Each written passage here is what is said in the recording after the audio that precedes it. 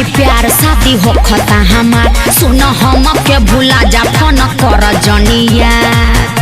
कान खोल के सुन लो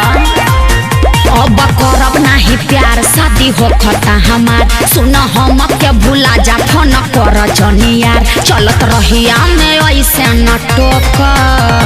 मार देंगे बोलिए का प्यार करके दिले बिया धोखा अच्छा बोल के यार शादी रोका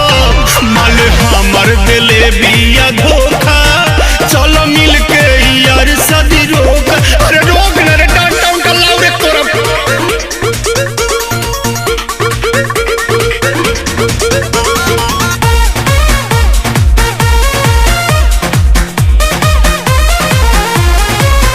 धोखेबाज लड़की मुर्दाबाद बाज लड़की मुर्दाबाद बाज लड़की मुर्दाबाद देखो हाला गुला मत करो लोग जा यहाँ से रोड सो के तू झूठो चिल्लाल सुनर लईकी देखी दोसर पटाल देखा अब हमके दिमाग से हटाल रोड सो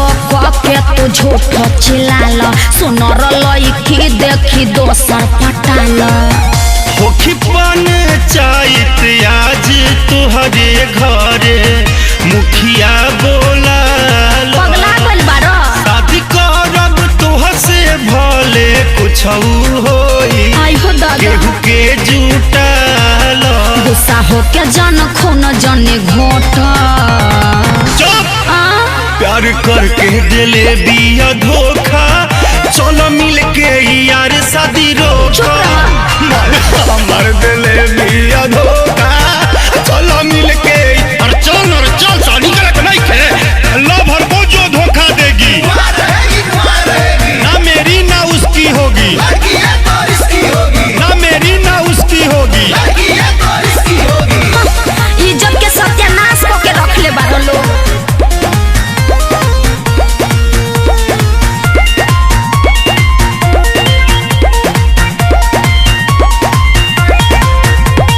मर्जी न रहे शादी करे ले पापा हो खबर न तोहार बात कहिले साफा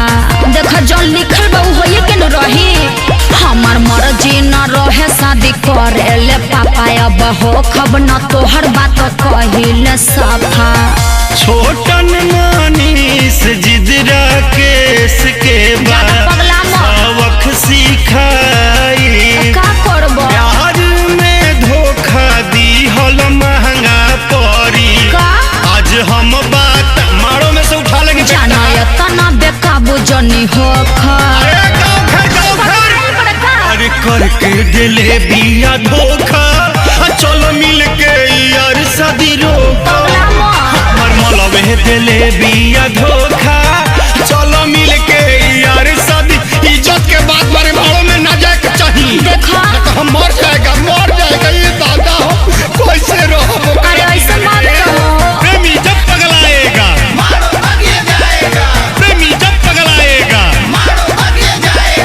हम मान लो कमर में से अगर पिस्टल दिखाएगा तो मारो में धार लिया जाएगा नोच दिया जाएगा। अरे अपन संगतिया नु हो देखा जौन भी भइल उ सब तू छोड़ा हमके तू भुला जा।